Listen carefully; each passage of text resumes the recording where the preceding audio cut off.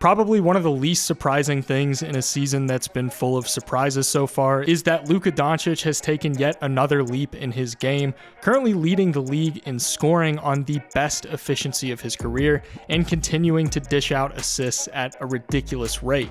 The Mavericks themselves have been a little bit up and down so far, but then again, so have a lot of teams that were expected to be good.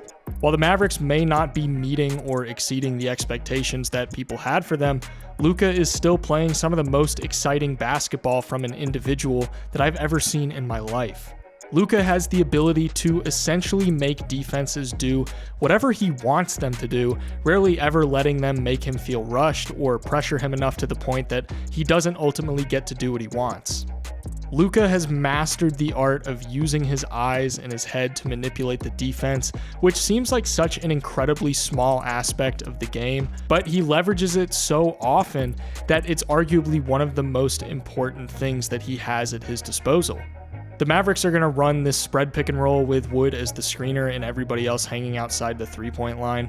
The Suns have Ayton in drop coverage, which makes sense, but Mikal is going to come towards the free throw line to deter Luka's drive.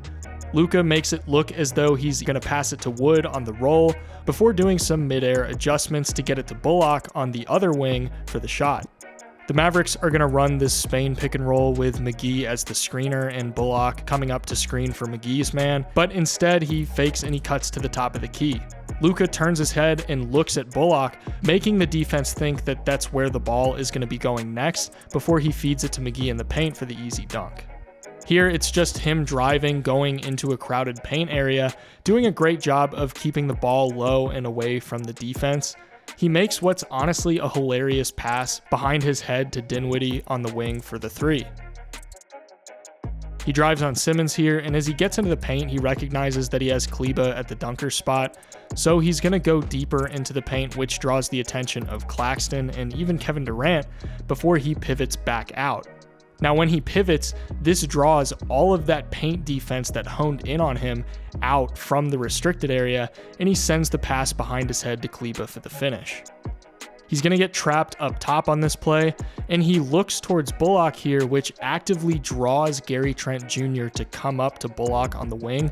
But what this is going to do is open up the pass to Powell inside for the easy slam. When he's able to manipulate defenses like this, he can basically create any shot for his teammates that he wants. But this incredible head and eye manipulation really meets its fullest potential when you pair it with how much attention he garners on his drives. He drives here, getting by his defender and drawing attention from Morris, and more importantly, Robert Covington, who slides over to help tag him. Luka goes airborne as if he's going to put up a layup, but instead he flings it out to the corner for the shot. He pulls DeAndre Jordan and Bruce Brown with him after a screen in the pick and roll, getting to the rim and faking the shot, and with the defense biting, he sends it back out to Wood for the three. Now, this pass that he's going to make here is just ridiculous. He drives and he hits Porter Jr. with this Euro step, which forces Najee to slide over to provide help. He literally starts to get into his shot before exhibiting some insane touch with his right hand to send it out to Wood in the corner. He's one-on-one against Dyson Daniels with Wood sealing off his man in the paint. In the corner, you have Dorian Finney-Smith, who's being guarded by Trey Murphy. Murphy gets caught ball watching as Luka gets into the paint, and Finney-Smith makes a perfect cut to the basket for Luka to find him in stride for the finish. Now Luka's getting doubled by Jeff Green and DeAndre Jordan, and Finney-Smith is at the top of the key. Luka pivots back a bit, looking directly at Finney-Smith, which draws Michael Porter Jr. up towards the top of the key to guard Finney-Smith if Luka were to pass it there, which eliminates any help when he sends it out to Dinwiddie in the corner. When you have the ability to manipulate defenses the way that he does, you can do pretty much anything that you want on the offensive end, and it really just comes down to your teammates knocking down their shots. Unfortunately, the Mavericks haven't been quite good enough from the perimeter to fully leverage how much attention Luka draws when he's inside the arc or in the paint. Right now, Luka is 6th in the NBA in assists per game, and he's actually averaging the 3rd most potential assists per game. Potential assists are passes that directly lead to a teammate's shot that the teammate misses. This isn't really shocking when you look at how many three-pointers the Mavericks are attempting, with the 3rd most per night in the NBA. Among the top 10 teams in three-point attempts, they're the 4th lowest in three-point percentage as a team, shooting 35.1%, just under the 35.6 league average. This is where things kind of start to bleed into the insane amount of scoring he does, because when his teammates' shots aren't falling, Luka ends up having to brunt a lot more of the scoring load. But the good news is that Luka's scoring has been insane this season, as he's currently leading the league in points per game and shooting with an insane career-high 60.8% true shooting.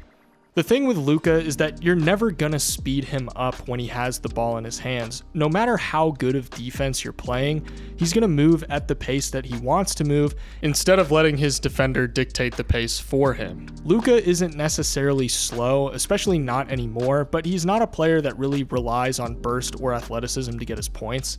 Luka has an incredibly deep bag of tricks, and he's gonna go through all of the different tricks that he knows to try and score on you before he even dares to put up a bad shot.